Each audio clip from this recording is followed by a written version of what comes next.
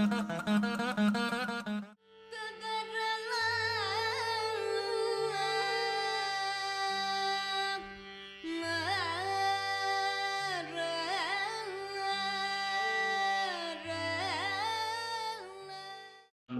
hope you all had a very eventful week. Iniki, the kriti that we will be discussing is one of my most favorite kritis, SoundararAjam AshrayE.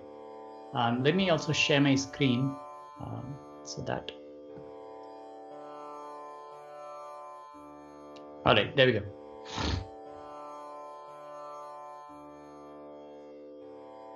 So I've shared my screen. Can everyone see it?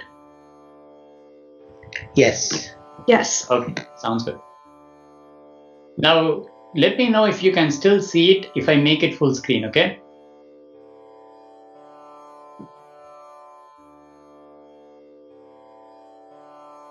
Can you guys still see it? Yes. Yep. Okay, perfect. So, the kriti that we're going to talk today is SoundararAjam AshrayE.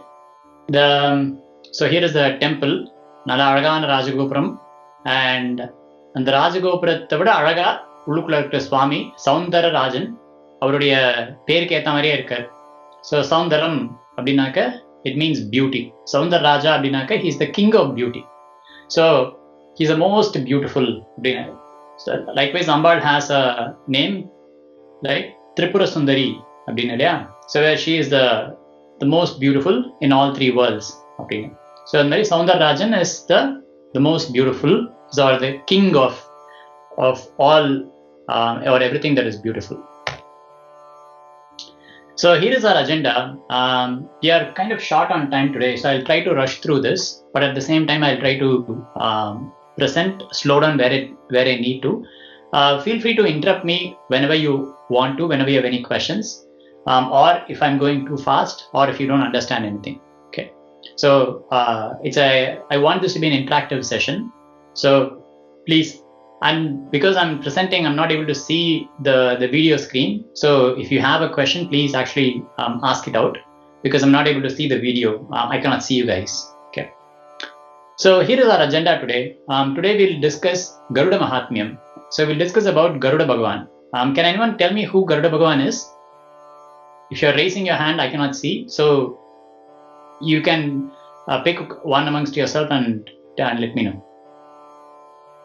Anyone know who is Garuda Bhagavan? Anyone want to say who Garuda Bhagavan is?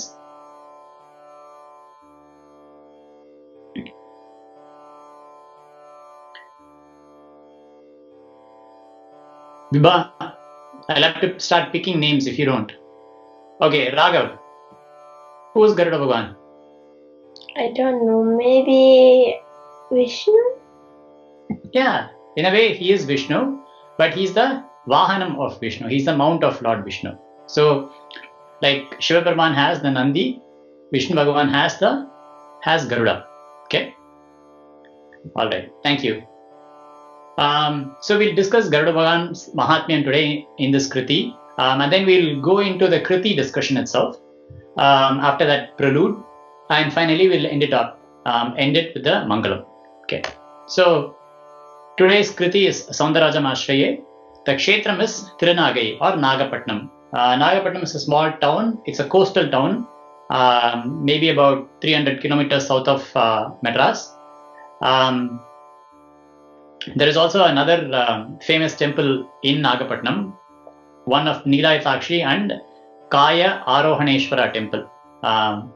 So the interesting similarity is Ambal is called as Neelayatakshi, or one who has blue eyes, and this Swami in Soundararaja Perumal's temple, the Swami is called as Neela Megha Perumal. So both of them have the moniker Neela or blue associated with them, probably because it is a coastal town, and so the association to the blue of the sea. The deities have taken up that name also. I don't know, but it's an interesting coincidence.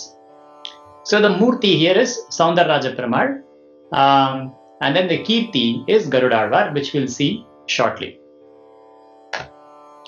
So here is a snippet about Garudalvar. Okay, who is Garudalvar? Like we said earlier, he's a Vahanam of Sriman Narayana. And his father is Kashyapa Prajapati, the Rishi Kashyapa, and his mother's name is Vinata. His elder brother is Arunan. Okay, Arunan is the charioteer of Surya. So when Surya Bhagavan comes around in a chariot, we visualize that he comes around in a chariot as he crosses across the sky, and his charioteer, the one who drives the chariot, is Aruna. Aruna also means red.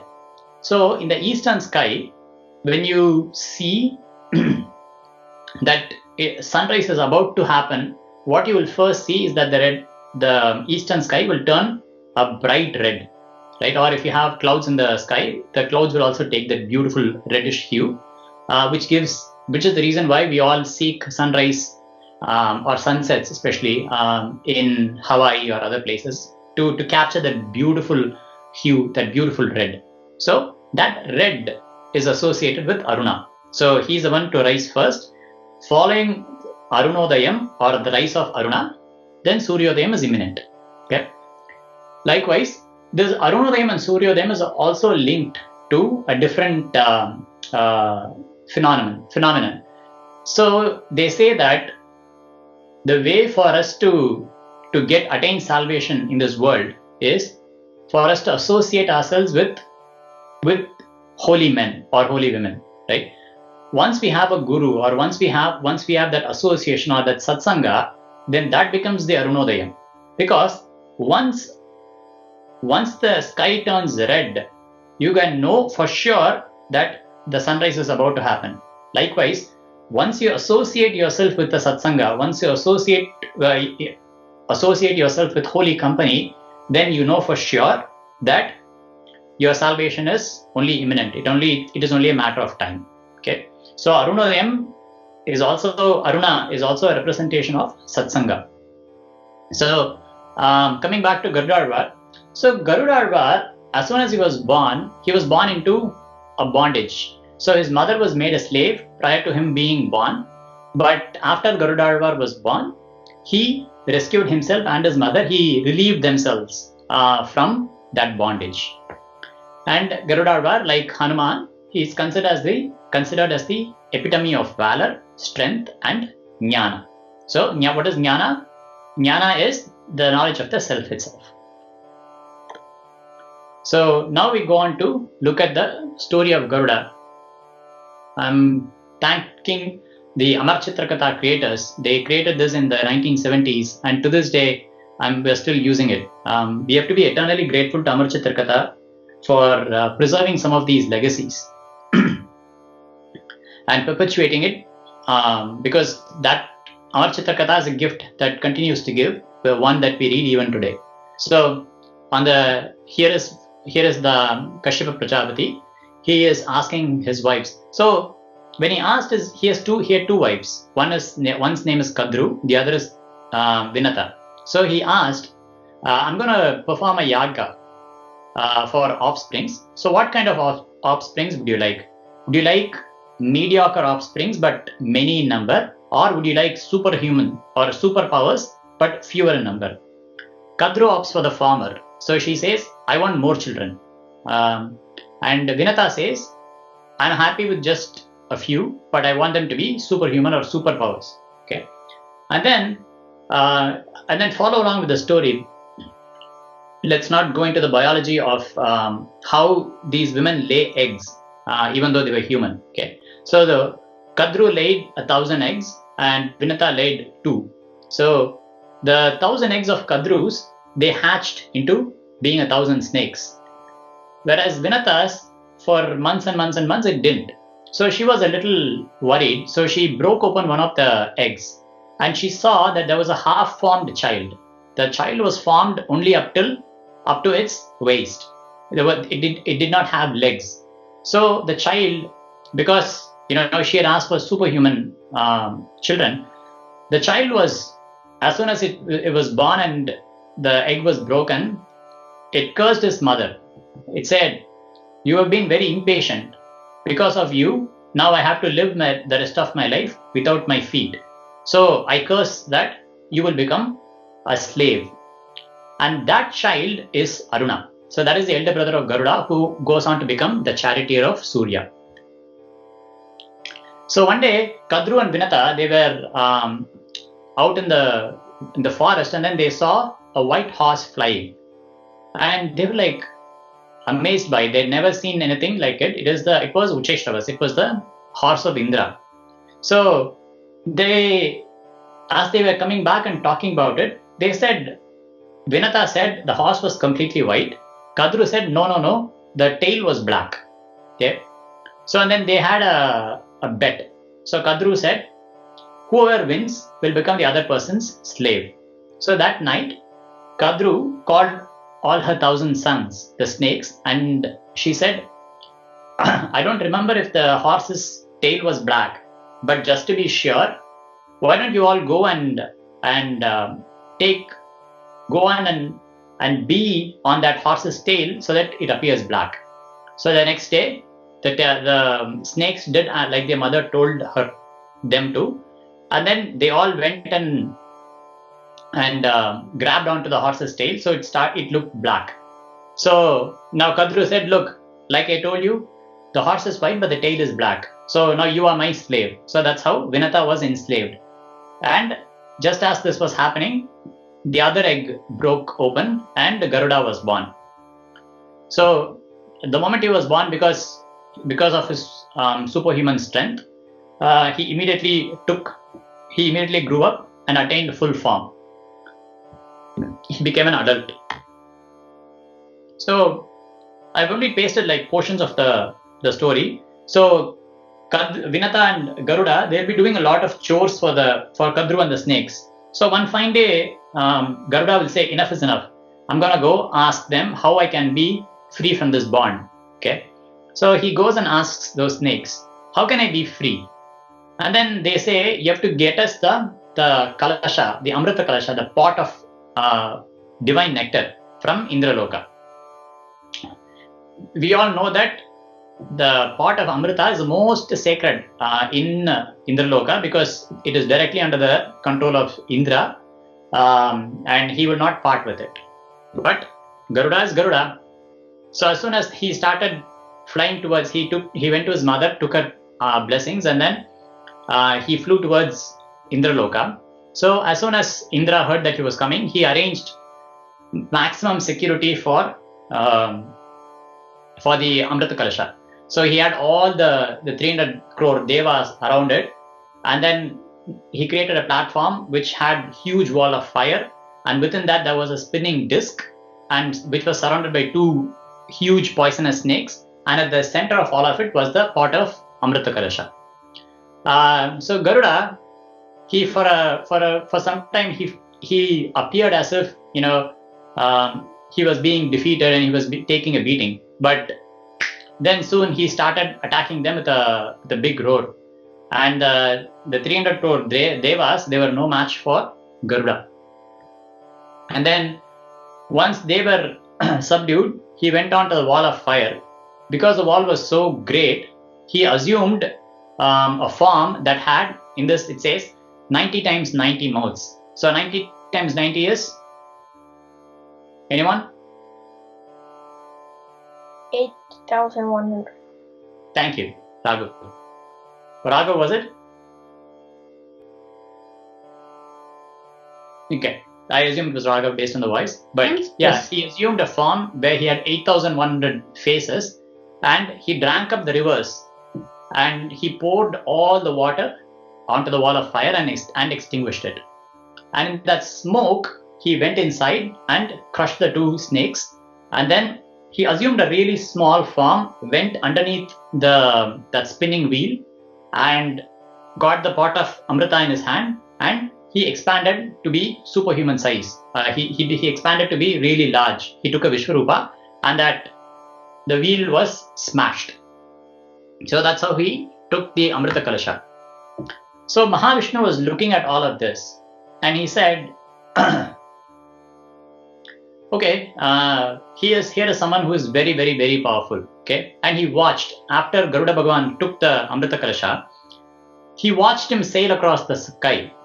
What surprised Mahavishnu was, if someone had Amrita in their hand, the first thing that they'll do is they'll want to drink some themselves, right? But Garuda Bhagwan did not do that. Garuda Bhagwan just carried the pot because he was on his mission. He said he will bring the pot of Amrita, but he did not desire for it. He had no desires for it. He did not seek it. He did not take a single drop from it. So Mahavishnu was impressed by his power. But now he was all the more impressed because of his self-control. He was absolutely untempted.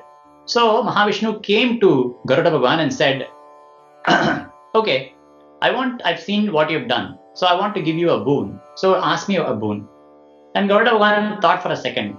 He said, okay, I want to be always above you. And Bhagwan said, okay, so be it. So now once Garuda Bhagwan got to the top, he said, you can be on a flag staff, and here henceforth I'll be called as Garuda Dvaja. So one with a flag that has Garuda on it. Now Garuda Bhagwan said, now you ask me for a boon and I'll grant you. And Mahavishnu said, I want you to be always under me. Garuda Bhagwan wanted to be always above Mahavishnu. Now Vishnu has asked a boon that I want you to be always under me. So Garuda Bhagwan said, okay, I will become your Vahana. And that's how Garuda Bhagwan became Mahavishnu's Vahana. Okay, that's in a snippet about the story of Garuda. Now, the real Garuda Mahatmyam is Garuda Bhagwan is actually Veda Swarupam. So he is envisioned as the very form of Vedas. What is the purpose of Vedas? What are the Vedas for? From the Vedas, we have the Upanishads. From the Vedas, we have the Puranas. From the Vedas, we have the Shastras. So everything for us comes from the Vedas. So Vedas are the ultimate authority for anything that is related to Hinduism, right? So in Vedas, we consider Vedas as Apaurusheyam, as one that has no beginning or end, one that was not authored by anyone. Okay, so everything that we want to take a pramana from, or everything that we want to take a proof of, that is the ultimate reference. Okay, so so Garuda Bhagwan is Veda Swarupam, and what the Vedas do is they bring God to us, because they describe various rituals that we can do to propitiate gods. They have the Upanishads that say that talk about the meaning of life. So ultimately, what Vedas do is they bring Swami to us, which is what Garuda Bhagwan also does, because when Sriman Narayana wants to go somewhere, Garuda Bhagwan is one who takes him. So just like how Vedas bring Swami to us, Garuda Bhagwan will bring Mahavishnu or Swami to us. There's also another interesting parallel. So if you consider a bird, right, a bird in motion, it can have three states, right? One is it can just take off, and then it can coast. It can just fly. Especially if you look at vultures and eagles, they can just spread their wings and they can just coast in the air. They can ride the air currents for miles and miles and miles. And finally, they can start coming down to land and perch on a branch, right? So there are three states. Likewise, if you look at the swaras in Veda, there are three swaras. Okay, that's why Vedas are called as Trayi. There are three swaras. So one is called as Anudatta, the other is called as Udatta, and the other is called as Swarita. So one swara has to be said at the lower tone, the other in the medium tone, and the other in the upper tone. Just like takeoff, coasting, and land, and then landing. There are three states, three swaras in Vedas, just like Garuda Bhagwan's or a bird's flight, right? So even in that sense, considering Vedas as Garuda Bhagwan also makes sense. Now, in addition, in Mahabharata, in the Adi Parva, there's as soon as Garuda was born, there's all the devas surround him and offer tons of praises. There are that becomes a Garuda Stuti in itself. In amongst those, they say your Agni, your Vayu, your Rudra, your Vishnu. They say your Vishnu yourself. Okay. The Devatas, they say you are Vishnu yourself. And who is Vishnu? Vishnu is nothing but Veda Swarupam as well, right? So he is Veda Narayana, right? So by equating Garuda to Mahavishnu himself, or an Amsha of Mahavishnu, then we are saying that Garuda Bhagwan is also Veda Swarupam. There is a shlokam called as Garuda Panchashat. Garuda Panchashat is a shlokam that was written by, it's a set of 51 verses written by someone called as Vedanta Desika.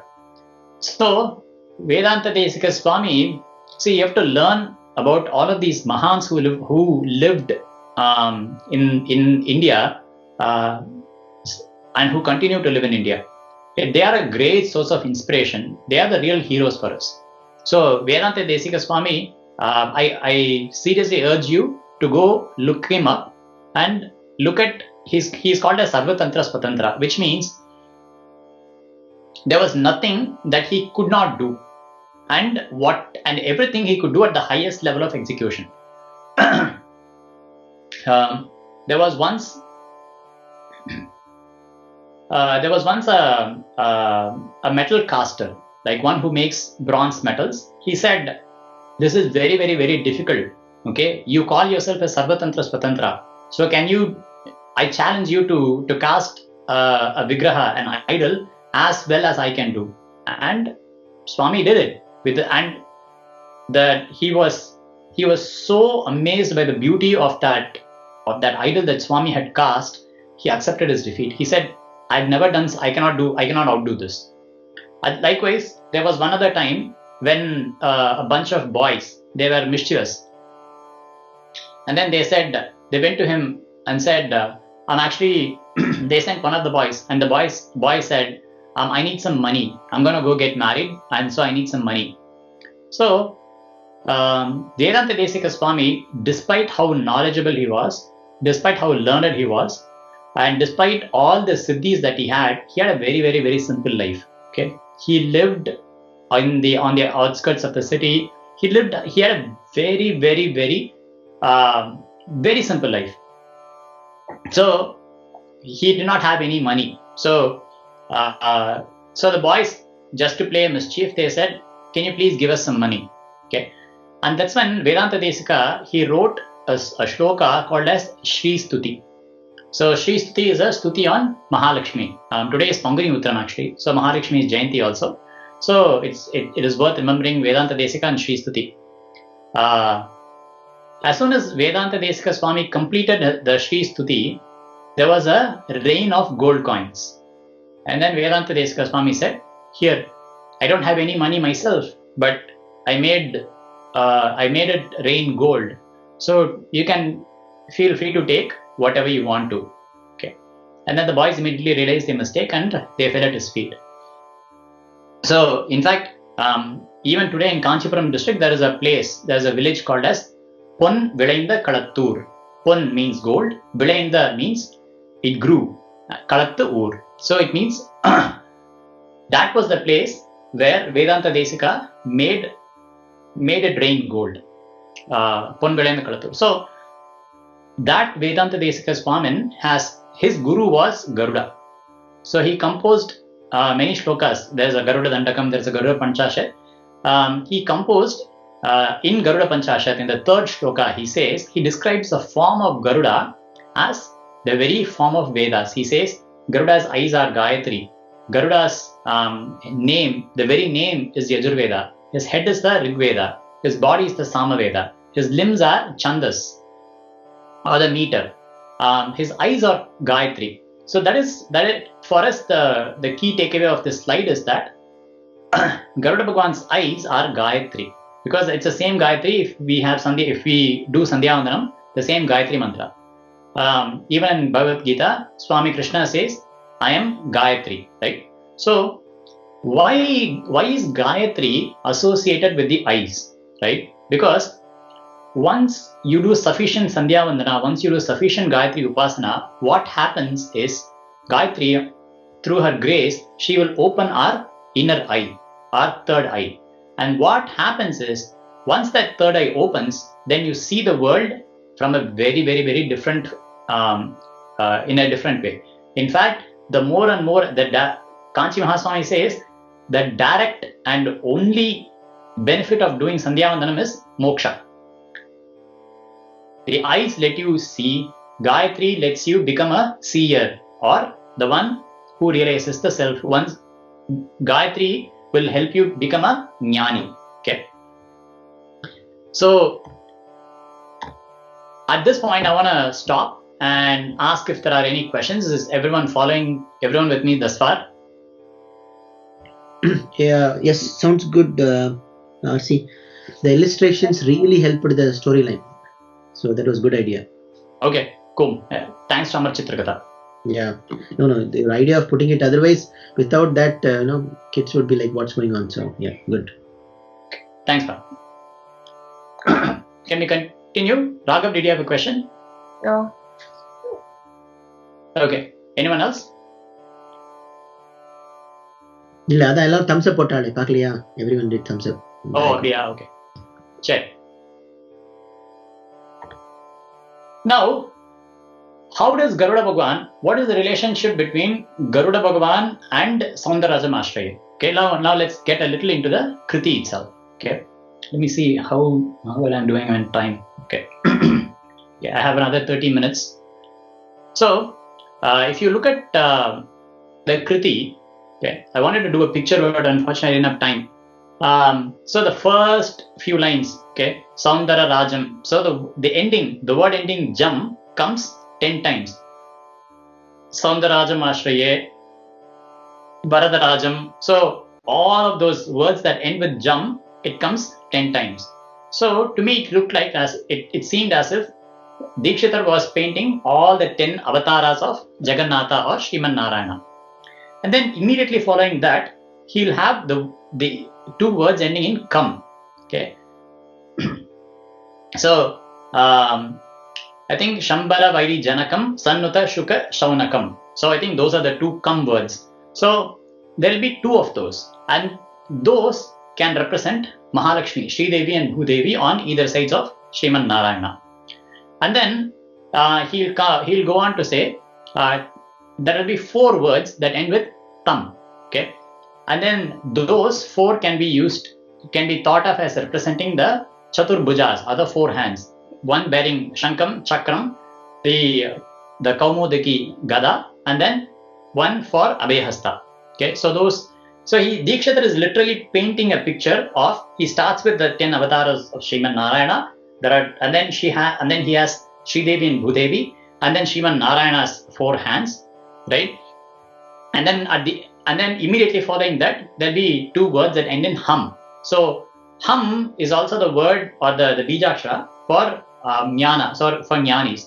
So there's hamsa soham, hamsa mantra, all of that. The keyword, root word there is hum. So hum here we can think of as representing the 2 feet, the divine feet of Sriman Narayana, where the swans, the hamsas, would like to remain always circulating or circumambulating those divine feet. Okay, so far we have covered the up to the Madhyama Kala Charitra, Madhyama Kala Sahitya, okay, Charana, and then up to that. Now it starts with the tams. Okay, Kamba Vidambana Kantham, Kandi Krita Dasha Kantham, Tumburu Nuta Shri Kantham, Duritapaha Vaikuntham. So there are 4 words that end with tam. Okay, and these, so now up to now, Sriman Narayana's description is complete. He has Sri Devi, Bhudevi, Sriman Narayana, the 4 hands, the feet, the 10 avatars, all of that. Now these tams, the 4 tams, you should think of as the hands and feet of Garuda Bhagwan. So if you look at the Garuda's Garudotsavam, it will be like Garudarvar will be holding on to Sriman Narayana's feet like this, and then he'll be crouched.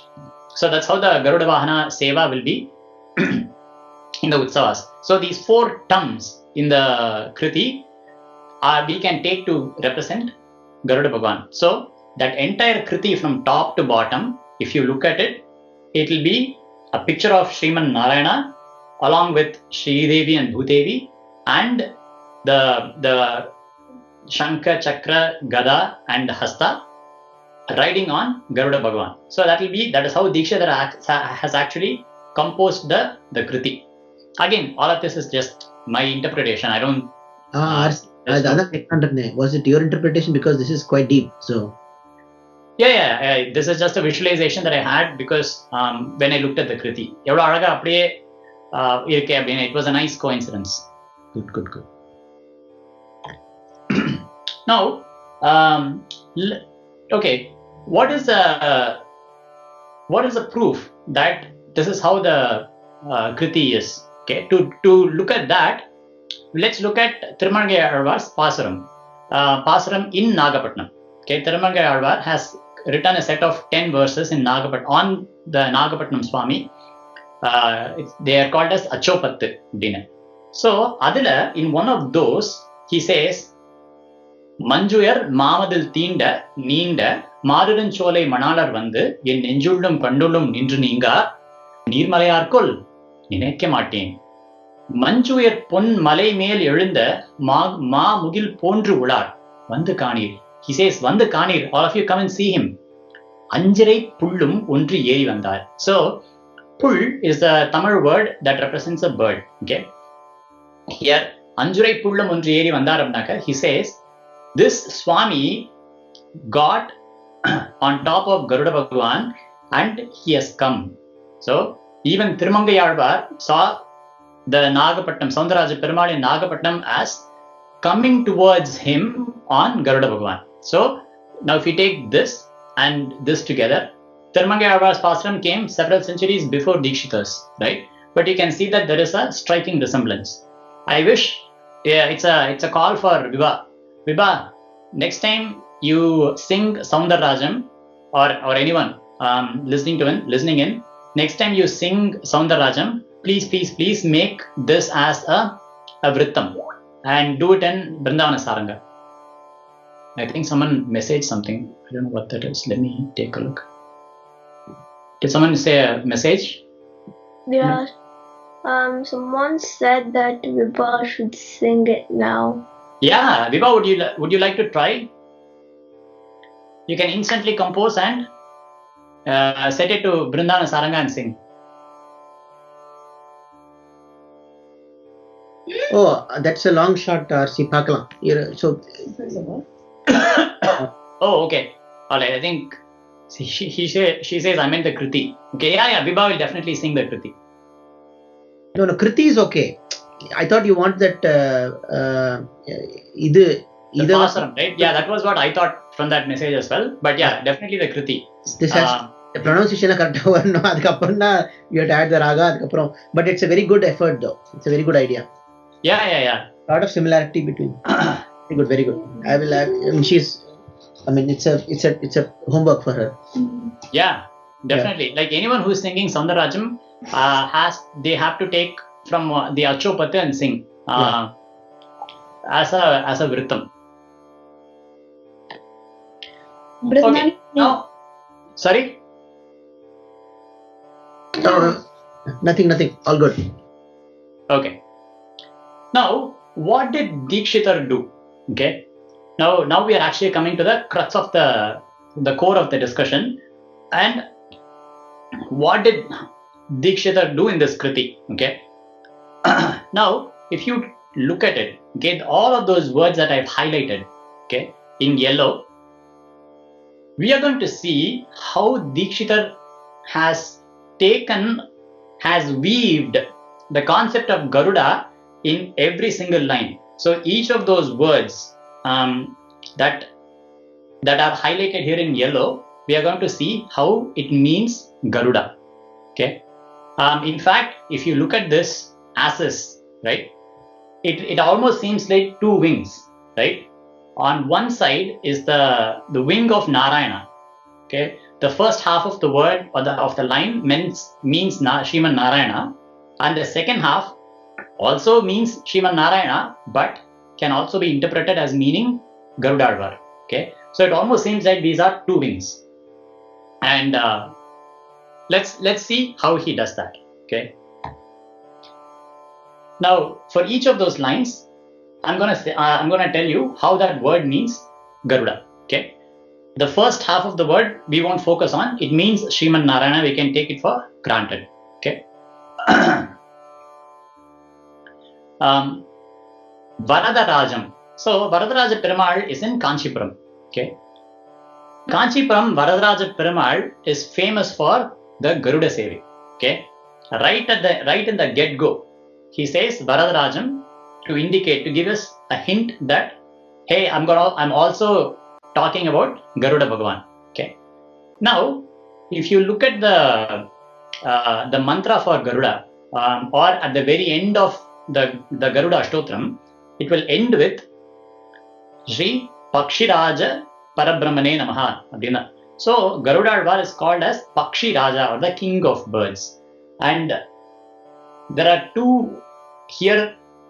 There is the word Varadaraja as a whole refers to Kanchipuram Garuda Sevai, but even the word Raja means Pakshi Raja, also as a hint to Garuda Bhagavan. Okay. Now let's move on to the second line. So Nagapatna Rajam. What does Nagapatna or the snakes have to do with? So Nagapatna Rajam. So Nagas are always afraid. Nagas are snakes. Snakes are always afraid of eagle, right? And the snakes are afraid of Garuda Bhagavan, okay? And it's not the other way around. Garuda Bhagavan is not afraid of Adisesha. Garuda Bhagavan is not afraid of Ananta, of any other snake, okay? So it is always the snakes that are afraid of Garuda Bhagavan. So Nagapatna Raja means the moment they see Garuda, he's a king.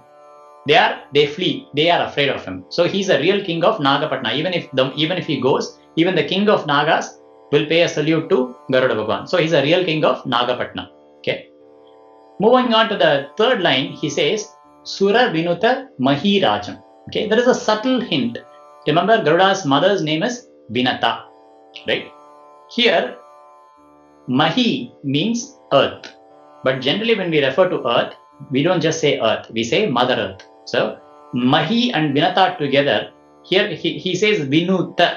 Okay, but if we assume that there is a subtle hint at Vinata, then Mahi and Vinata together becomes the mother Vinata. So who is the Raja, who is the king of any mother? Her own son, right? So Sura Vinuta Mahi Raja means, so here is the divine son of the divine mother Vinata, who himself is a Sura, or the Deva of Devas. Okay. So Sura Vinuta Mahi Rajam also means Garuda Bhagavan. Okay. The next line, he says Mandaradhara Karambujam. So Mandaradhara means one who carried the Mandara mountain in his kara, in his hands. Okay. So during the churning of the ocean of milk, of the Parkadal, when Amrita came out, right? Garuda Bhagavan, the Devas and Asuras, they were not able to lift Mandaramala, the mountain Mandara. So Vishnu Bhagavan said, Garuda, come here and take this, put it on your back, and then now take it to the ocean of milk and lay it there. So Garuda Bhagavan actually carried the mountain Mandara on his back. And in general, what is hands to us are wings to a bird, right? So Mandaradhara Kara means, so he is the one who carried the mountain Mandara on his wings and took it away. So even this is a reference to Garuda Bhagavan. With me so far? Yeah. Yes. Okay. Yes. Now, in the next line, he says, Nandakara Nayanambujam, Sundaratara Padambujam. Okay. Now, in general, if you take Sundaratara Padambujam, it means beautiful lotus-like feet, right? But how does this refer to Garuda? If you think about Sriman, let's look at Ramayana. Okay. In Ramayana, there is a section called as Sundara Kanda. Okay. We all know about Sundara Kanda. So, Sundara here refers to not just that section being beautiful, but Sundara is also the name of Hanuman. Okay. So, Sundaratara Padambujam means, Sundaratara Pada means he whose feet are like that of Hanuman. Okay. So, why would Garuda's feet be considered the same as Hanuman's, right? So, to this, let's create, this is again our own imagination. So, remember in that story of Garuda, when Garuda was flying with the pot of Amrita and Mahavishnu saw all of his valor and deeds, Mahavishnu came to him right? Garuda did not go to Mahavishnu. Mahavishnu came to him and said, okay, I'll give you a boon, right?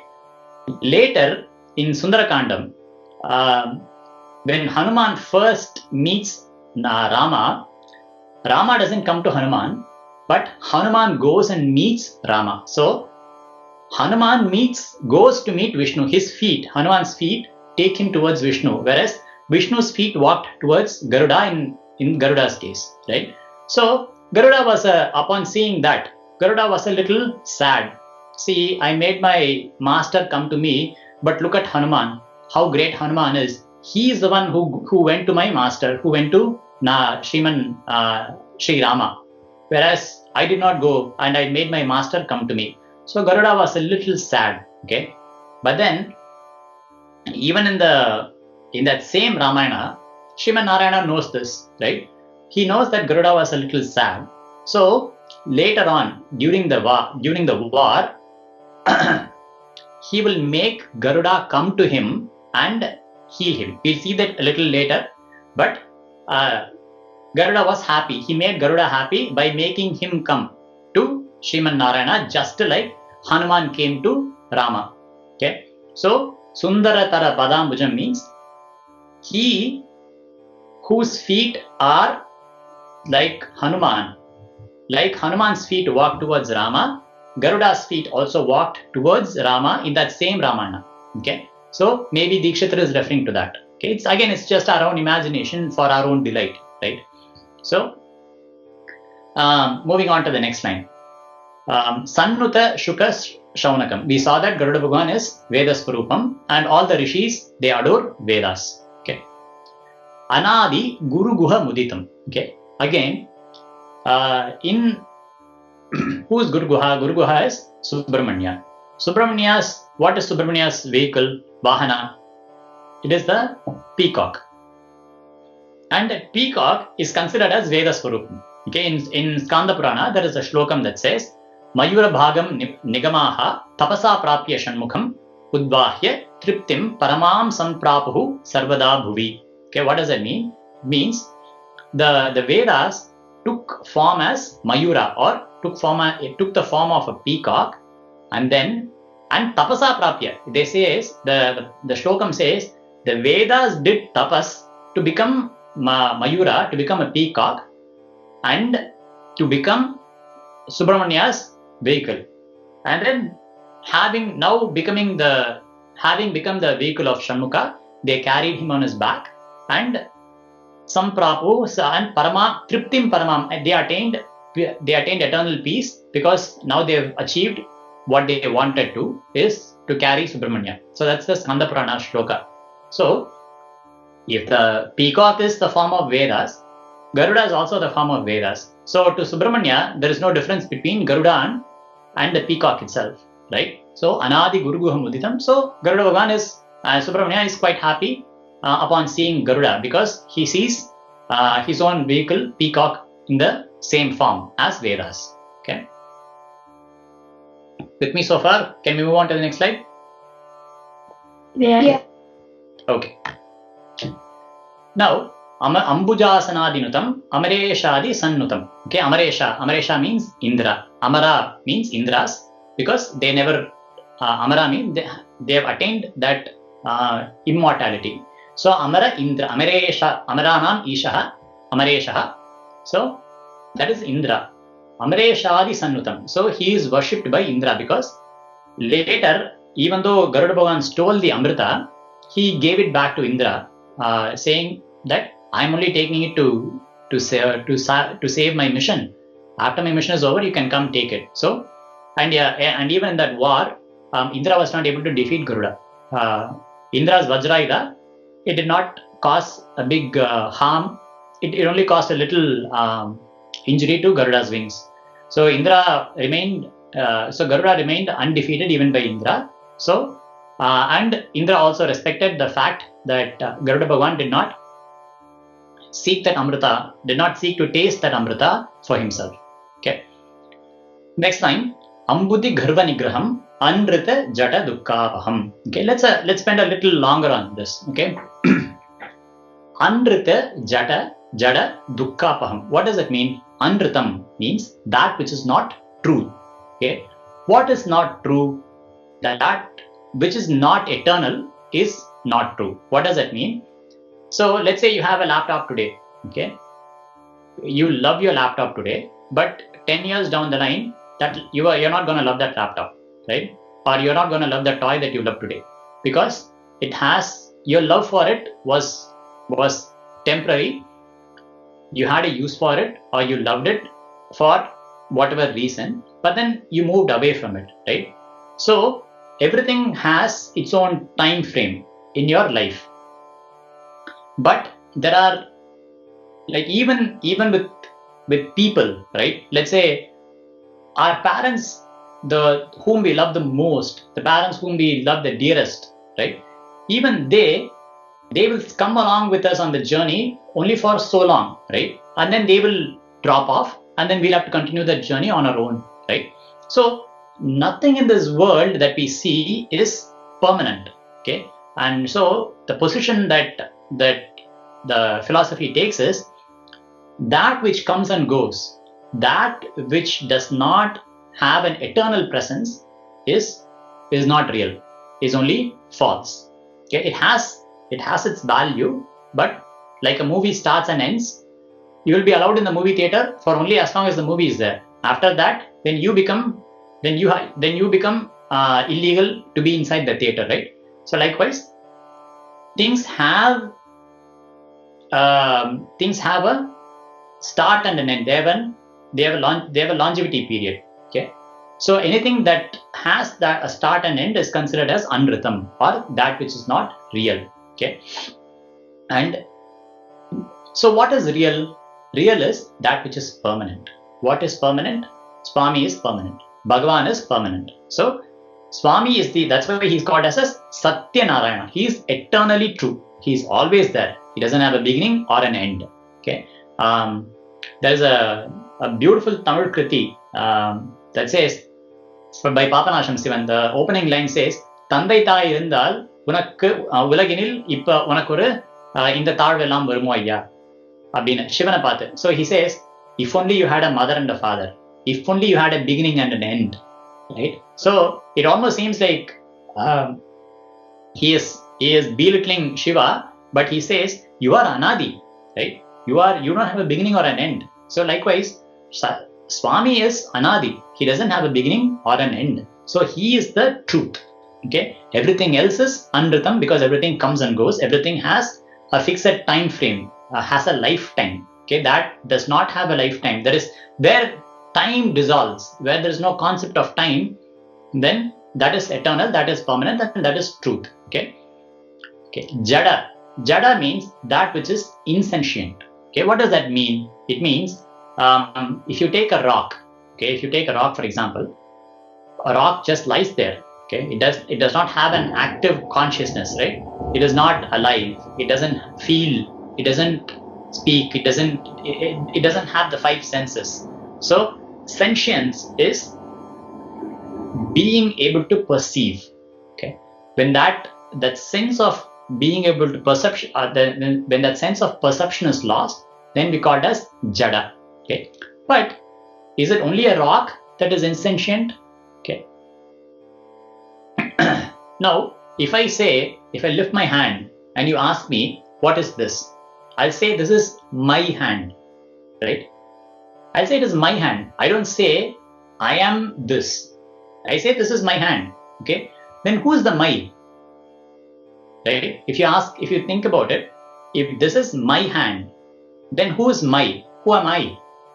Right? So even this body can be considered as insentient, because for only as long as there is a life in the body, then the body becomes sentient. The body is able to perceive.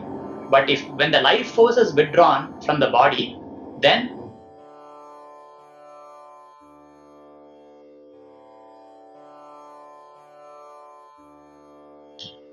Hey, you got muted, RC. Yes.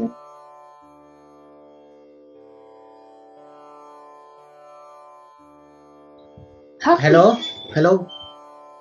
Hi, I think there's like a sound coming from the background and one of us tried to like turn it off, but I think there's after being... Garage door was opening and closing it. I figured maybe RC's, I don't know, but yeah. Oh, okay. Yeah, it was my garage door. I'm sitting directly on top of the garage. Okay. Yeah, sorry about that. Our garage is very, very, very loud.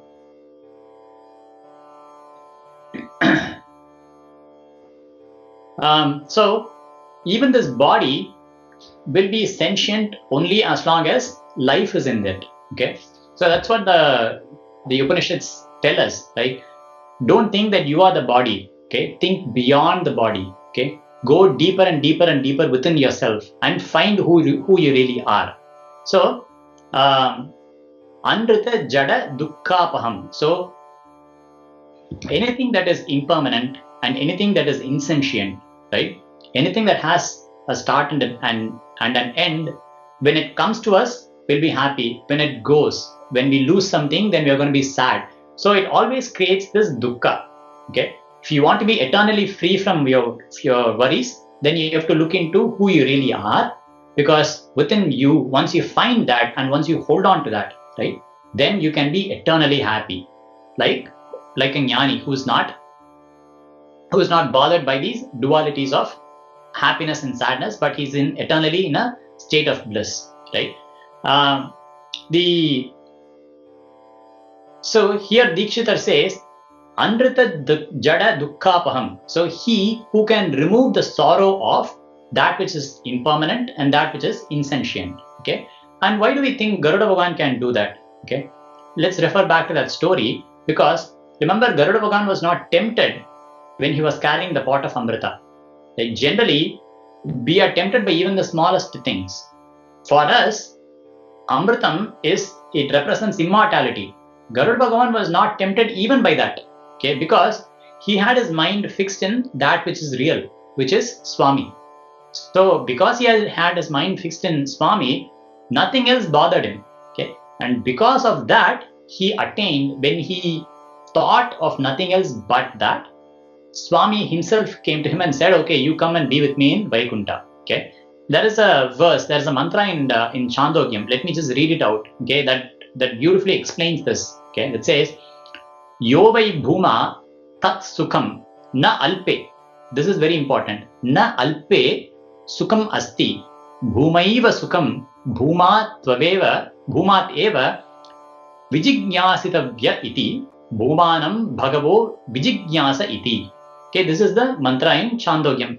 The meaning of that is, that which is infinite is the source of happiness.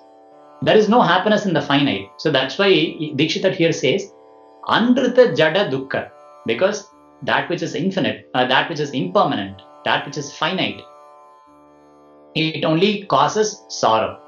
Happiness is only in the infinite. So one must try to understand what that infinity is. Okay. So na alpe sukham asti. So he says there is no real happiness in that which is very, very, very fleeting. It is there today, it is not there tomorrow. Right? Even the greatest wonders of this world, right? Anything that has been standing around for 3,000 years. Like, for example, if you look at what happens in the case of Bamiyan Buddha, or what happened in Syria or Iraq. Okay, there have been there is 1,000 years of history or 2,000 years of history. All the monuments, all the relics. Someone comes in one day and they just blast it all out. Like, it only takes them a few hours to destroy something that has stood for thousands of years, right? So even the longevity of time, even if you say, I'm going to make something permanent and I'm going to make something last for several thousands of years, even that is going to be impermanent. It will be gone. Like, even if you look at the earth itself, right? Maybe 7 billion years from now, the sun will become a red giant, right?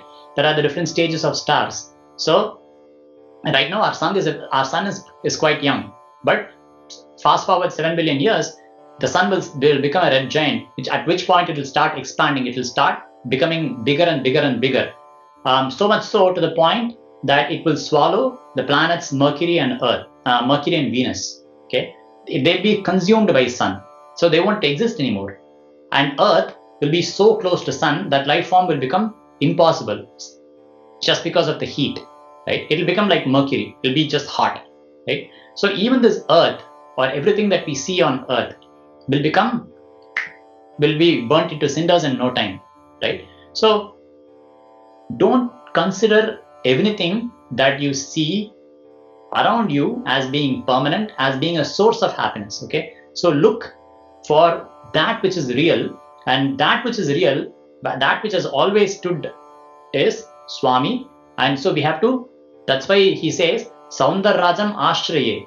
I only hold on to Soundararaja, who is real, because everything else is unreal. So Garuda Bhagavan can remove this sorrow for us. Why? Because he knows what is real and what is unreal. Only he who knows what is real and what is unreal can help you navigate through that same forest. Okay. The Garuda Namavali, like I mentioned before, it ends with Shri Pakshiraja Parabrahmane Namaha. Once you know what is real and what is unreal, what happens to you? You are in eternal bliss. You become a Paramatman. You become a Parabrahman yourself. Okay.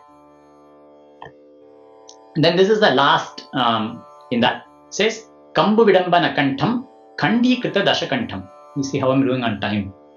Okay. I'm already over my time limit. But I'll take another 10 minutes maybe. Okay. So Kandi Krita Dashakantham, what does it mean? It means he who killed Ravana. Dashakanta is the one with the 10 necks, which is Ravana. So Kandi Krita Dashakanta means he who killed Ravana. But Rama was the one who killed Ravana, right? Not Garuda Bhagavan. So why will this refer to Garuda Bhagavan? Clearly this is a reference to Sri Rama. Okay. Now, Garuda Bhagavan has been in the Ramayana throughout, hidden. Okay. Right at the get-go, when Rama was about to leave for the forest, his mother Kaushalya says, I bless you with the same blessing which was invoked by Vinata, Garuda's mother, to Garuda as he set off to bring the nectar, pot of nectar in the past. So Garuda Bhagavan's association with Rama in Ramayana starts even there, right? Even before he goes to the forest. And then fast forward a few kandas when it comes to the Yuddha Kanda, the war between Rama and Ravana. Okay, here is the scene. The scene is Indrajit, who is Ravana's son. Indrajit is a Atimharati. Okay, he is not someone to be dealt with lightly. He is the one who even defeated Indra. Okay, so he's quite a capable warrior. Now Indrajit he's also a sorcerer. He knows magic. So he uses his magic and he sends Nagastras to Sriman Narayana, Sri Rama and Lakshmana, and he binds them. Okay, and then they fall to the ground. Okay, so Valmiki says Rama and Lakshmana, they were breathing faintly. Even the breath was very, very, very faint. Okay, and Rama, because of him being Rama, he wakes up from that. He sees that Lakshmana is barely alive. Okay, when he sees his own brother in that state, he loses all hope. He's completely despair-stricken. Okay, he says, "That's it. Okay, now if I lose Lakshmana, I don't even want to win Sita. How will I go back and face my mothers? How will I go back and face the rest of Ayodhya? Because I've lost Lakshmana, who has given everything to me."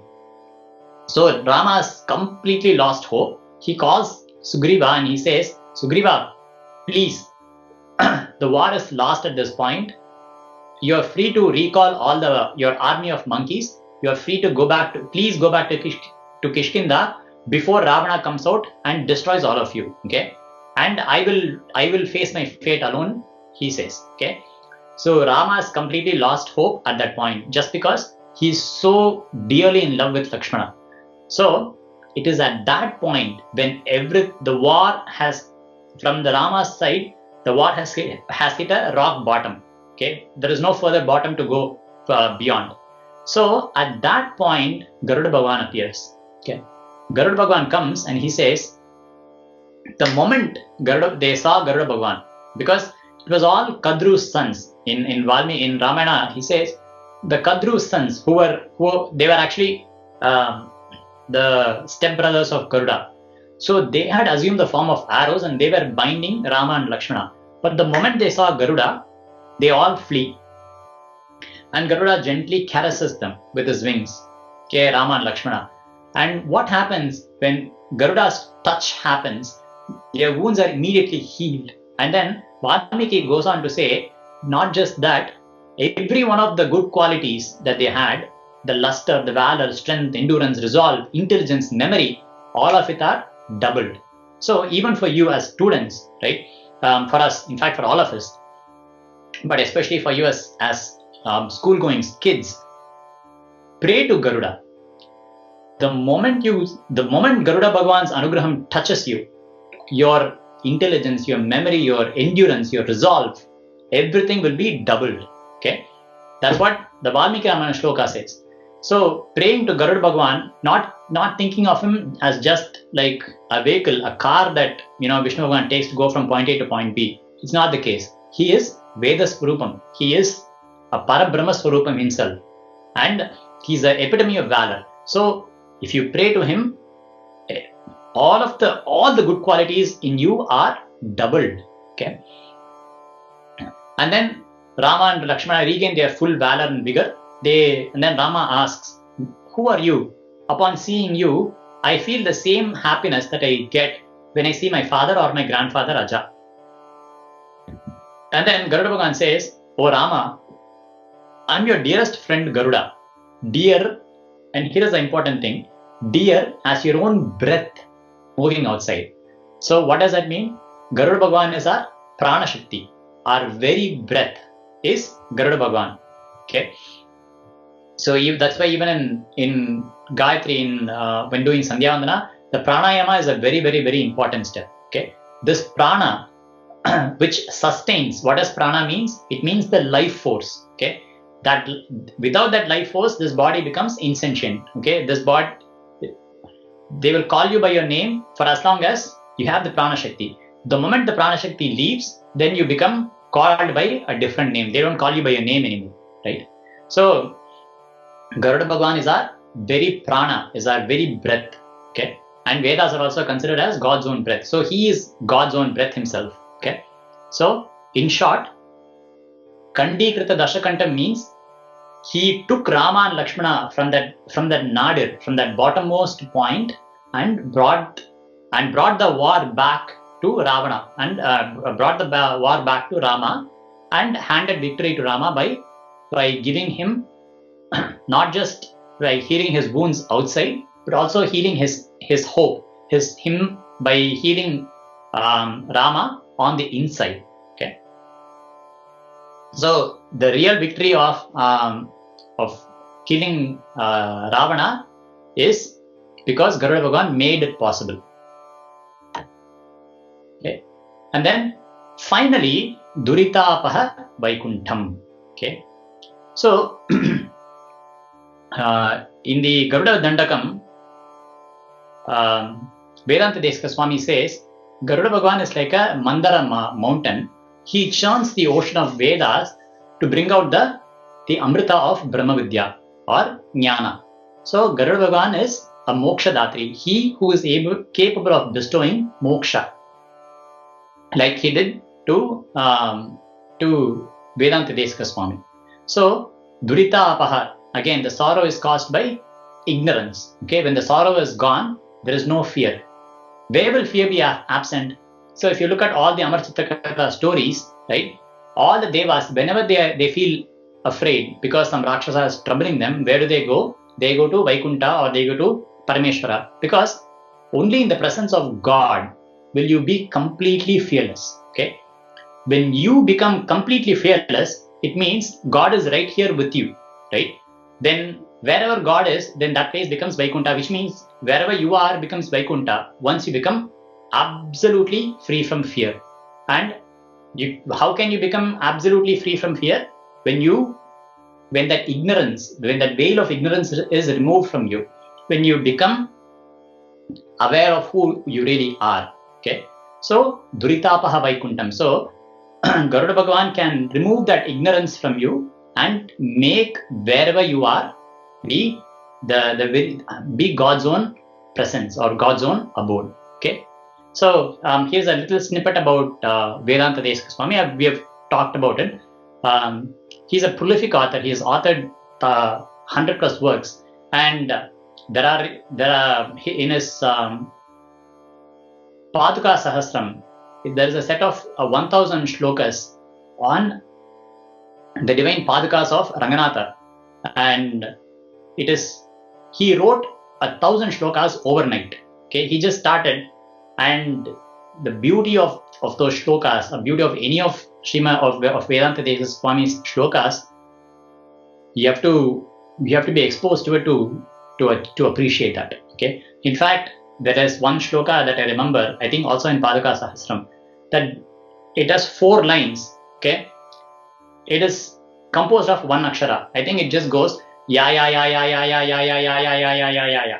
Okay, but if you split it correctly, it makes perfect sense. Okay, so that is the level of his poetry, or that is the level of his panditya. Okay, in Garuda Dandakam he says Adhyatma Vidya Videya Videya. He says, hey Garuda Bhagwan, give me that Adhyatma Vidya or the Brahma Vidya which will grant me moksha, which will remove this ignorance, and which will make me free from sorrow and free from worries. Okay, let us also pray to Garuda Bhagwan to grant us that Adhyatma Vidya, so that we too can be free from our sorrows and from our ignorance. Okay.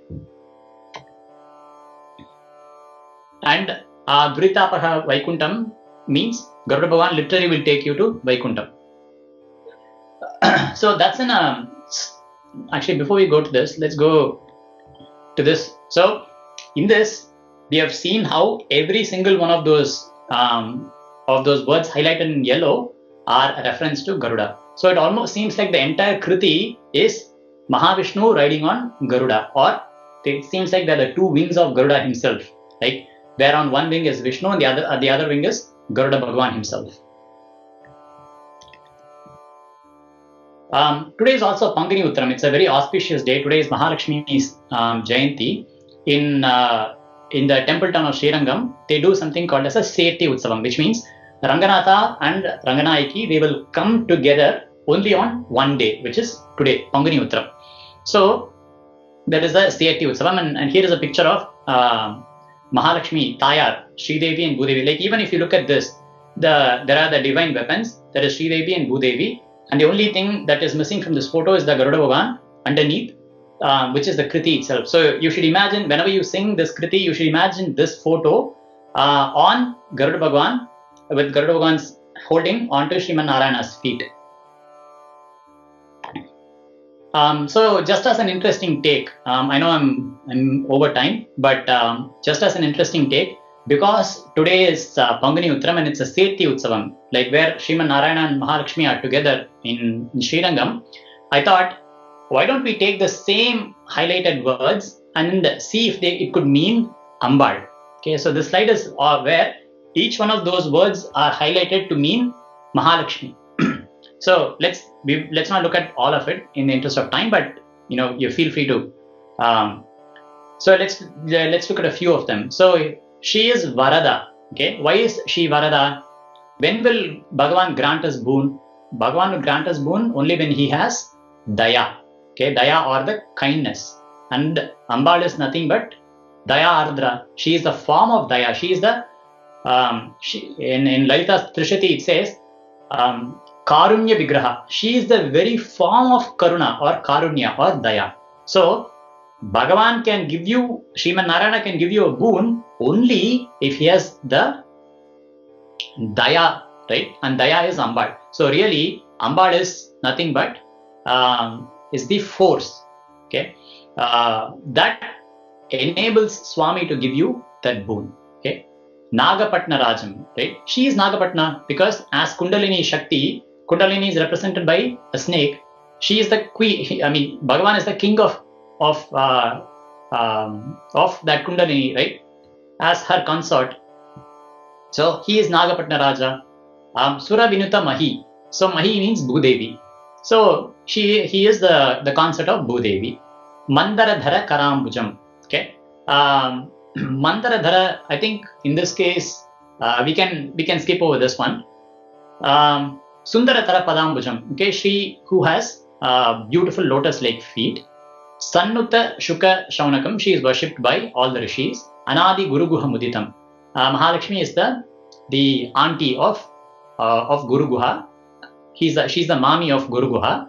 Mahavishnu is the mama. So she's the mami. So Guru Guha has a natural liking towards his mami.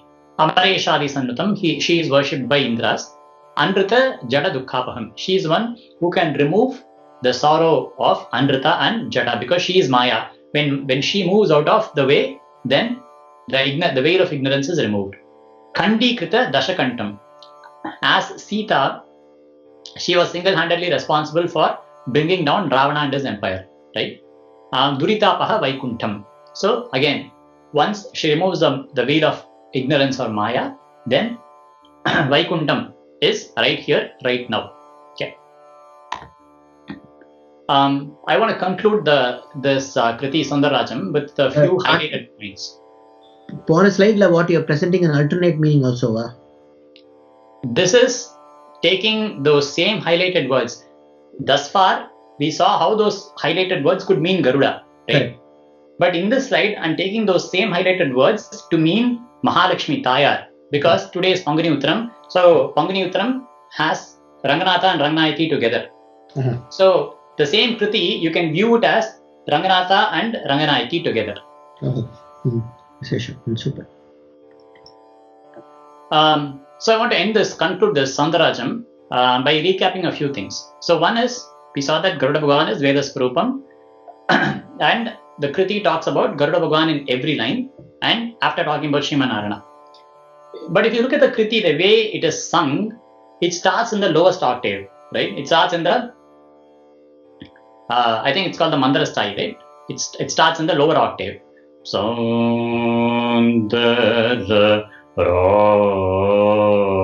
it starts in the very low octave, and then eventually it soars up. Okay. Finally, it doesn't even come back. Sorry, did someone say anything? Tarastai. Tarastai. Oh, it's at the Tarastai. Okay. So it starts there, and it takes off. Okay, but it doesn't come back. Okay. Ultimately, the final word in the Kriti is Vaikuntham. Okay, it is almost like Dikshithar is saying, like Garuda Bhagavan, he takes off, he soars high and high, higher and higher and higher, and finally he'll take you all the way to Vaikuntham. That's where he concludes the Kriti with that final word, Vaikuntham, right? And then we saw how an imagery of Sriman Narayana is presented along with Sridevi, Bhudevi and the divine weapons in how these syllables are organized. Okay, and that's what I wanted to say at the end. I know it was very rushed. I wish we had more time to take things a little slower. I would have personally loved to, but I know we also have to have a couple of kids singing as well. So I will open up now for any Q&A, and if after that we'll have the kids singing, and then we'll do a little Arati and Naivedyam for Dikshita, because we're also looking at Dikshita Jayanti today, right? Or Dikshita's birthday. Any questions by anyone?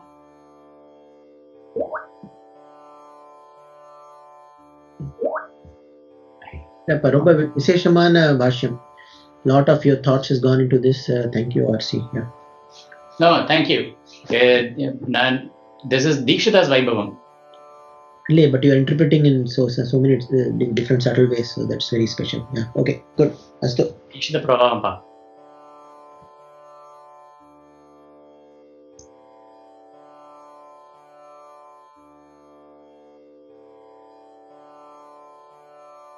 Okay, Vibha, you want to start? You want to put that lyric screen in case people want to follow along? Yeah.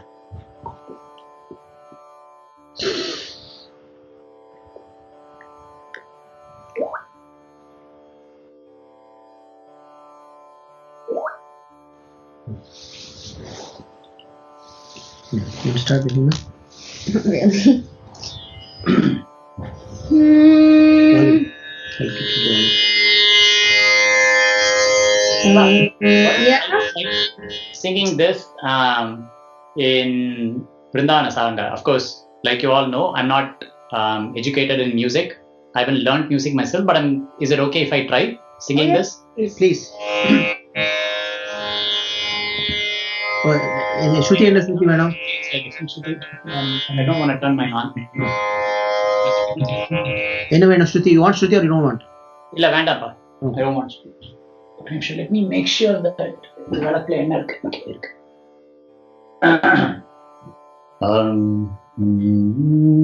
Fly, if you can do this in BrindAvana sArangA, பெரிய விஷயம்.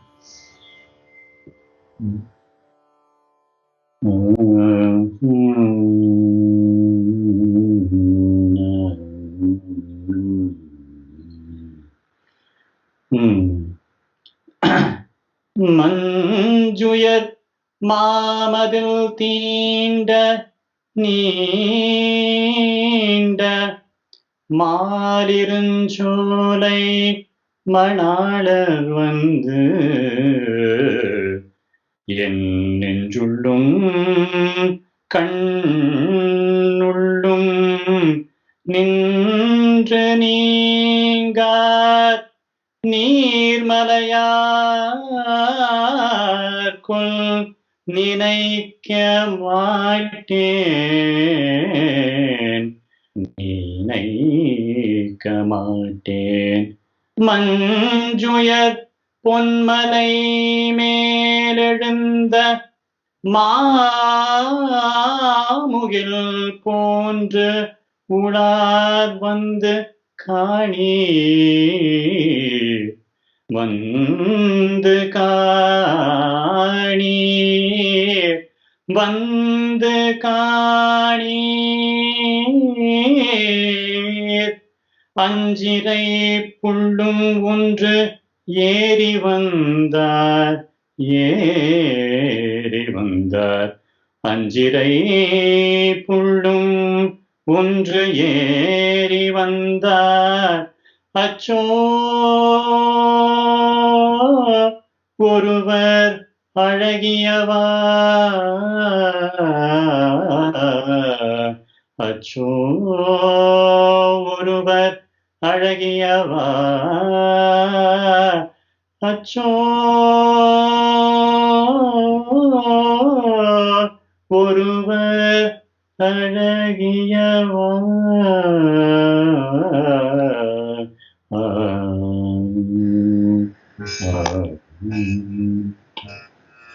அது BrindAvana sArangAவா இருந்தா தெரியாது எனக்கு, but I try. A sharp, Shruti.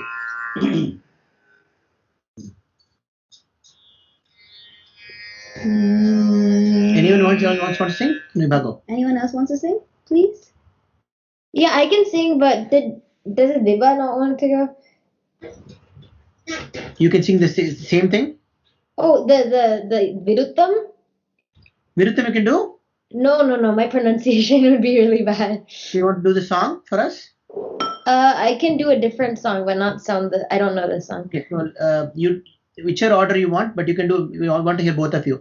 So you want to start first or you want to start first? Vibha can go first because we just finished this kid. Either, can you make it full screen, RC? Yeah.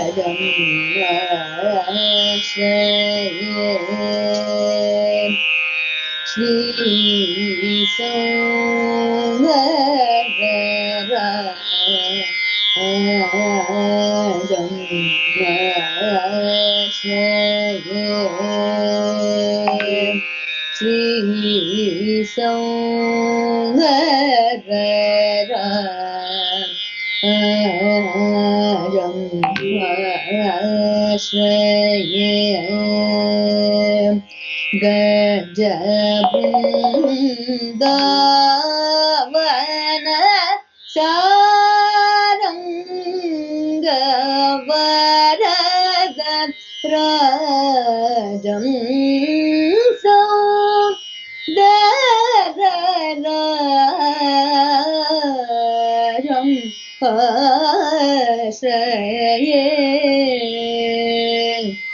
Gaja Brindavana Saranga Varada Rajam SoundararAjam AshrayE SoundararAjam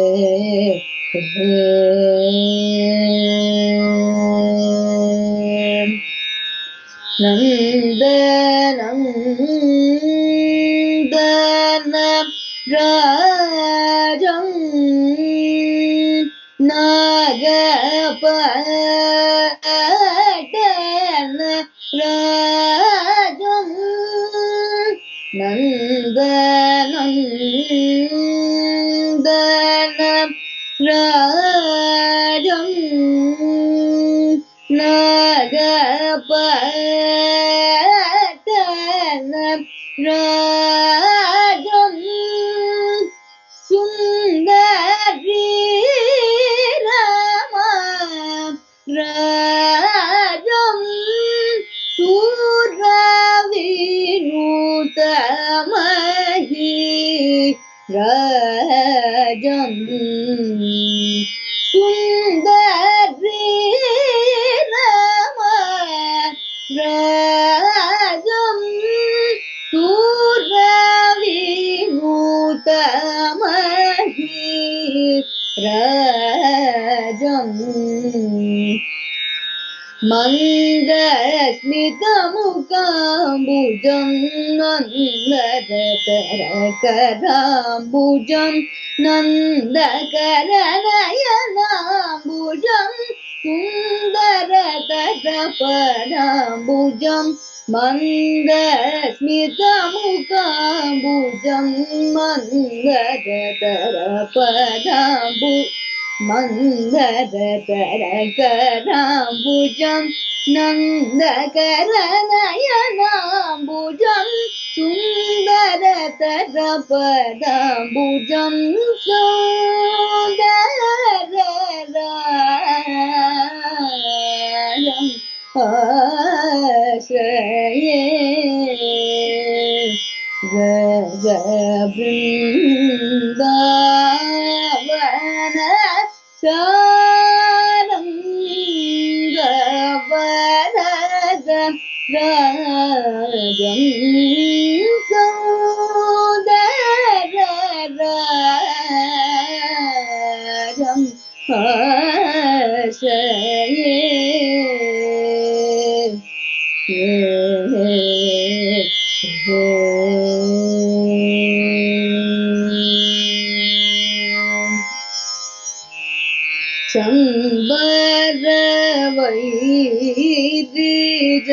Chanvaravaidijanakam Sammutasukaya Shaunakam Chanvaravaidijanakam Sammutasukaya Shaunakam Ambarisha Dividitam Hanadi Guru Hamuditam Ambarisha Dividitam Hanadi Guru Hamuditam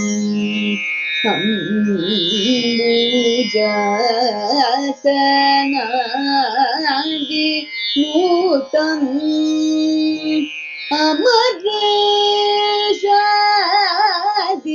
Samnutam Ambudikanigraham Adridajadadukapaham अम्बुजस नादिनुतं अमरेशादि संयुतं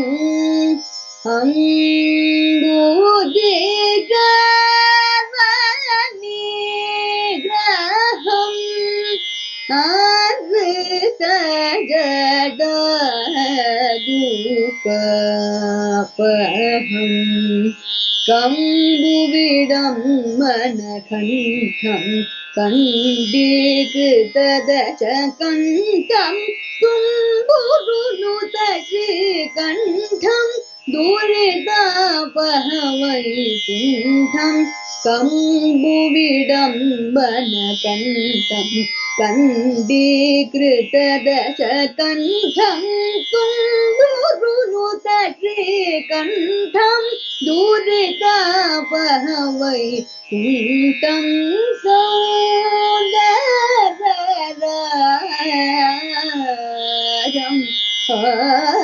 आश्रये गज बृन्दावन सारंग वरद रागं सौन्दरराजम् आश्रये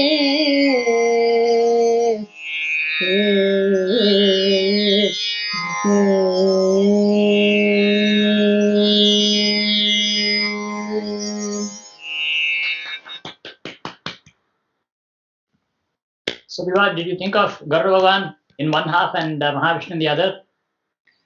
Perhaps she was thinking about her teacher and what mistake she was doing. No, teacher Nanchanda kuda una. So, teacher Nanchandaka, it is both of them together, Nanchandamari. Very good, very good. Very nice. Thank you, Viva.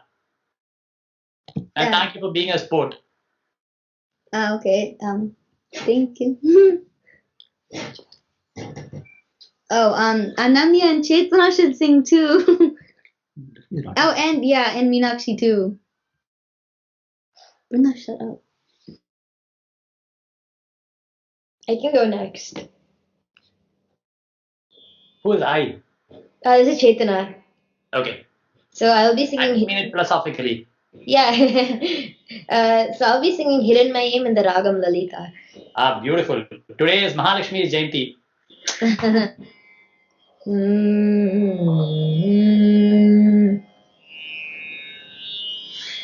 Hiranmayim Lakshmi Sadha Bhajami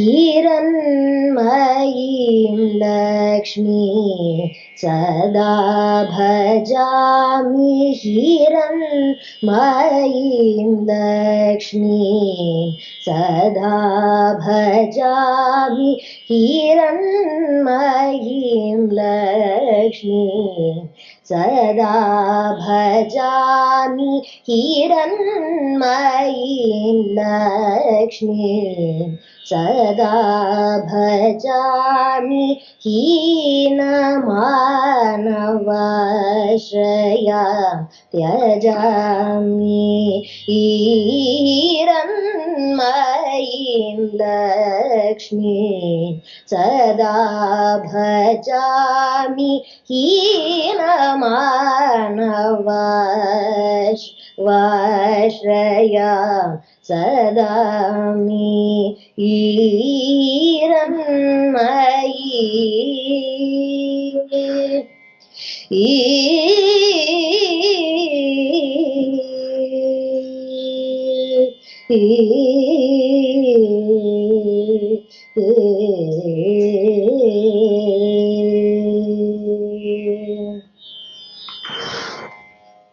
Chiratara sampraprada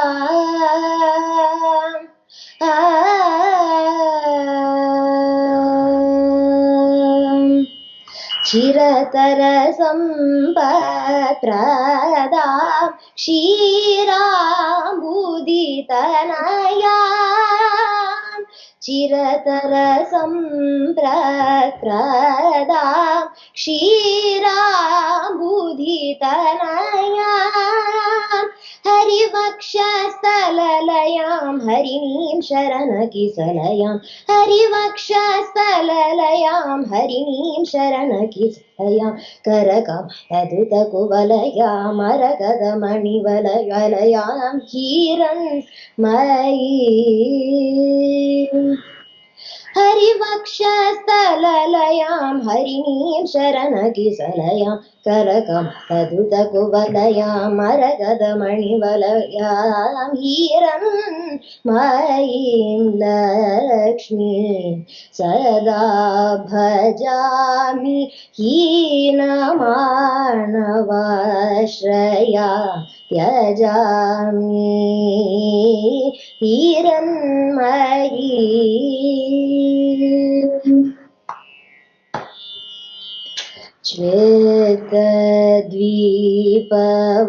श्वेतद्वीपवासिनीं श्रीकमलाम्बिकापरां श्वेतद्वीपवासिनीं श्रीकमलाम्बिकां परां भूतभव्यविलासिनीं भूसुरपूजिताम्बरां भूतभव्यविलासिनीं भूसुरपूजिताम्बरां मातरमां जमालिनीं माणिक्यभरणधरां मातरमां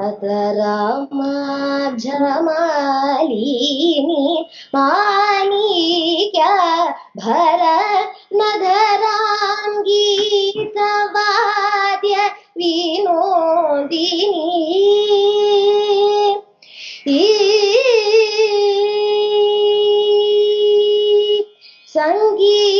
संगीतवाद्य विनोदिनीं गिरिजां तां इन्दिरां संगीतवाद्य विनोदिनीं गिरिजां तां इन्दिरां शीतकिरणनिपवदना शीतकिरणनिपवदना शीतकिरणनिपवदनां श्रितचिन्तामणिसदनां शीतकिरणनिपवदनां श्रितचिन्तामणिसदनां पीतवसनां गुरुगुहमातुलकान्तां ललितां पीतवसनां गुरुगुहमातुलकान्तां ललितां हिरण्मयीं लक्ष्मीं सदा भजामि हीनमानवाश्रया त्यजामि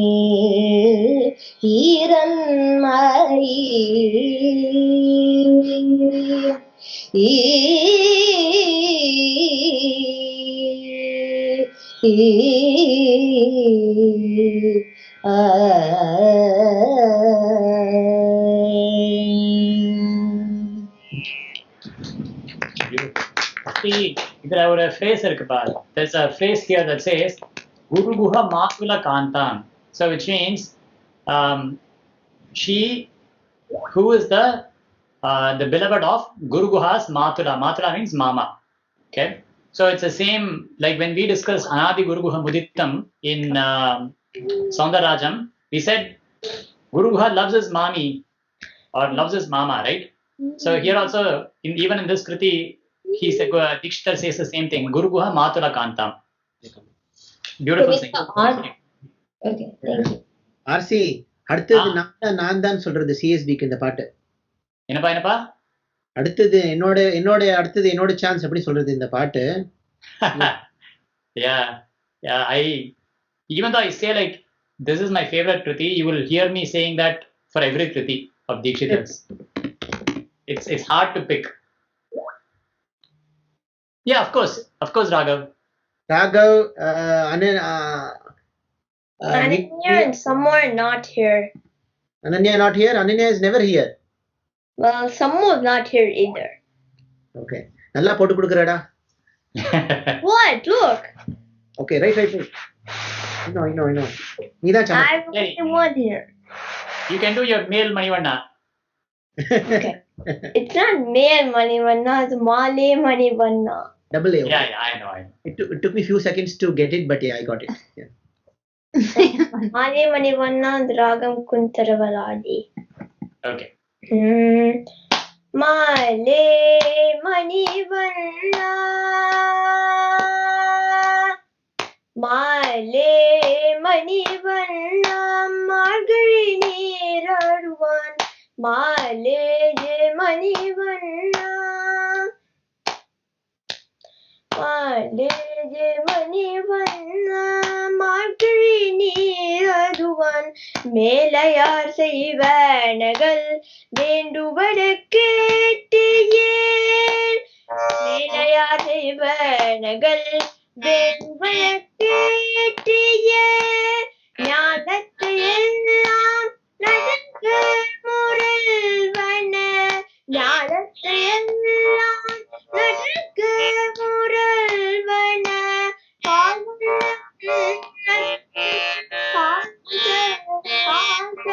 கண்ணியாமே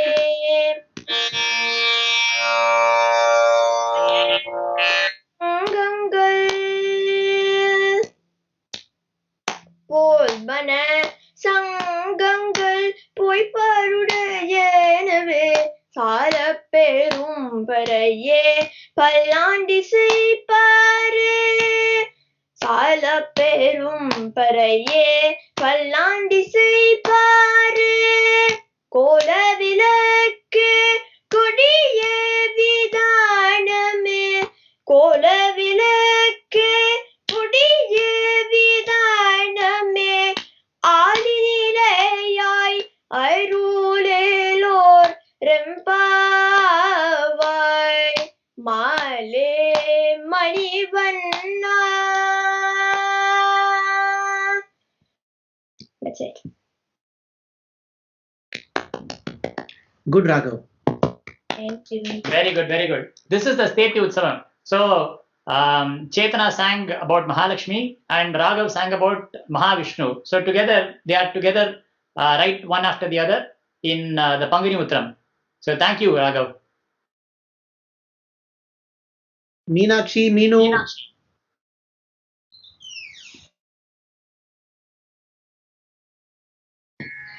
Okay, I will sing Srinatadi Guru Guho in Maya Manav Gole. Oh my God. With a smile, okay? Yeah. Thank you. I'm going to say a thank you even before you start. Right, because we are doing Dikshita's Jayanti and you're singing Dikshita's very first Kriti. So it is very deep in multiple levels. Thank you.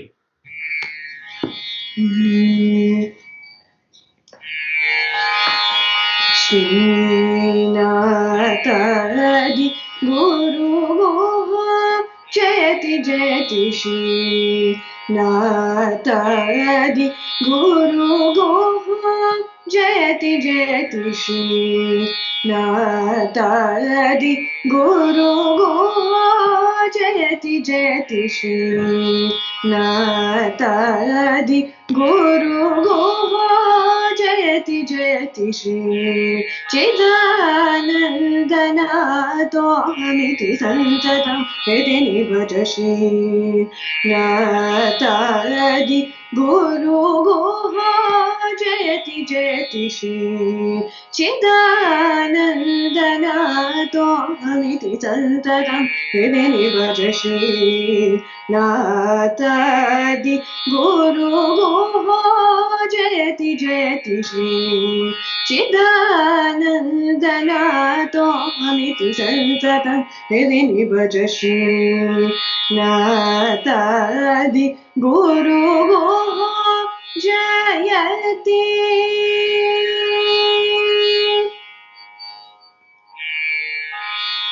Na na प्रपंच विचित्र करो ना प्रपंच विचित्र करो नाम रूप पंचभूत करो नाम रूप पंचभूत करो अज्ञान द्वांत प्रचंड बस करो अज्ञान द्वांत प्रचंड बस करो ज्ञान प्रदायको महेश्वरो ज्ञान प्रदायको महेश्वरो दीनवनोद्युक्त दिव्यतरो दिव्योगादि सकल देहतरो मानसानन्दकर चतुरतरो मद्गुरुवरो मङ्गलं करोतु श्रीनाथादि गुरुः जयति जयति श्री चिदानन्दनाथोऽहमिति सन्ततं हृदि निभज श्रीनाथादि गुरुः जयति।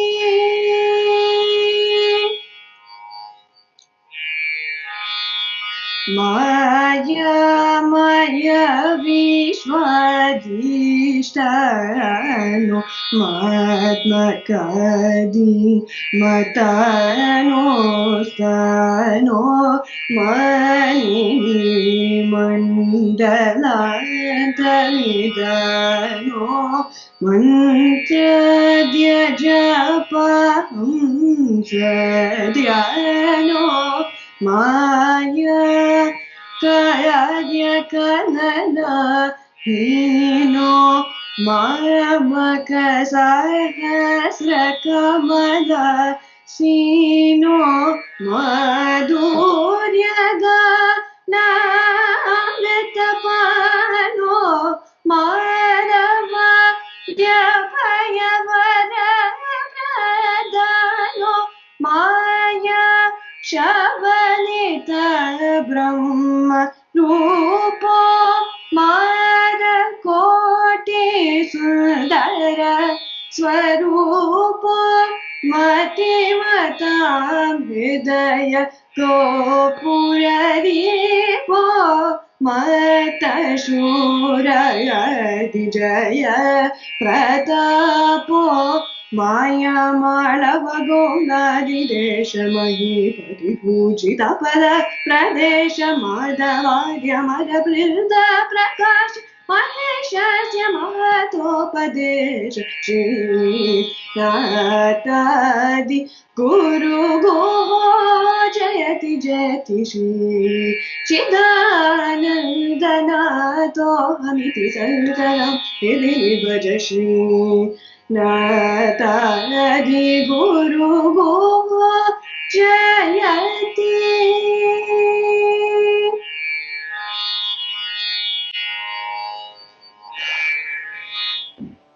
Beautiful. Thank you so much, Meenakshi. This is a masterpiece of a kriti. Even though it was his first, it's a masterpiece of a kriti. Dikshitar says, Chidananda Nathoham iti santatam hridini bhaja. Dikshitar's Diksha name is Chidananda Natha. That was the name that was given to him by his guru as Chidananda Natha.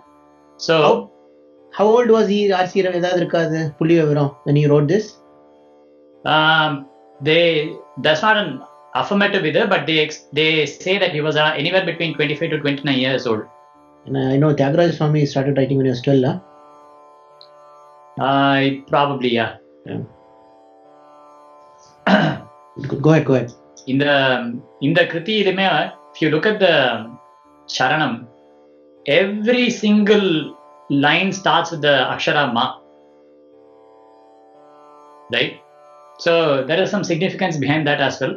Yeah, maybe one of the future sessions we'll take it up. But thank you so much, Meenakshi. You sang so beautifully as well. It was very hard for me to to contain myself. See, all the kritis that were presented today, look at how beautifully they've chained. And of course, this is Dikshita's Kripa. So the Vibha started with SoundararAjam, which was the kriti of the day. And then Chetana and Raghav, they sang one each on Mahavishnu and Mahalakshmi, which is the Sahitya Utsavam, or the being together for Panguni Utsavam. And Meenakshi sang one for Dikshita's Jayanti. So, these are the three things that we are celebrating today, and the kritis that you guys sang perfectly fit the bill for today. So thank you so much. Kala katradhu. Yeah. Sheriba, without much further ado, I know. We'll do a very short Dupam and Nevedyam for Swami.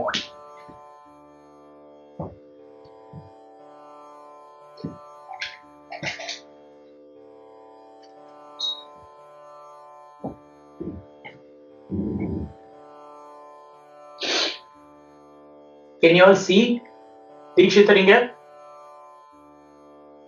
No. For me, your screen is black. Yeah, the screen is. Oh, Yes. So blank. go up and click grid view, guys. I can see. Go up in your Skype and say grid view. You can see. Yeah, I actually am in good. Can you see now? Now I see him. His screen. Other- Okay. Am I supposed to be seeing the? You're supposed to be seeing the photo of Dikshita. Can you see? Yes. Okay. Why can't I see it? You can or you cannot? Now I can see it. Okay. I can see it. So the ignorance has been removed. Now you're all happy seeing Dikshita. So that's what happens.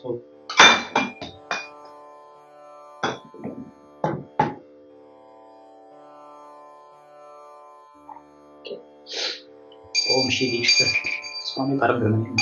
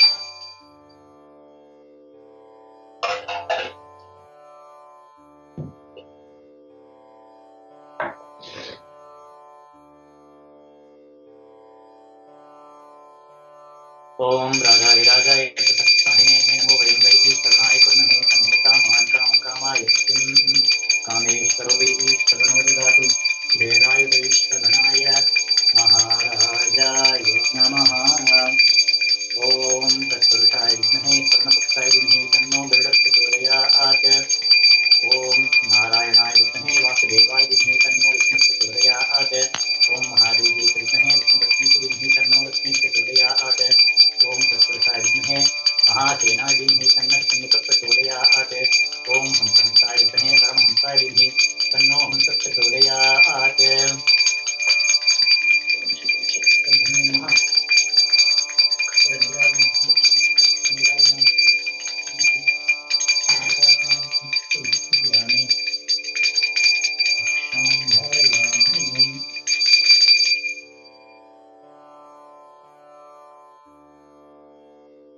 எடுத்துக்கோங்க.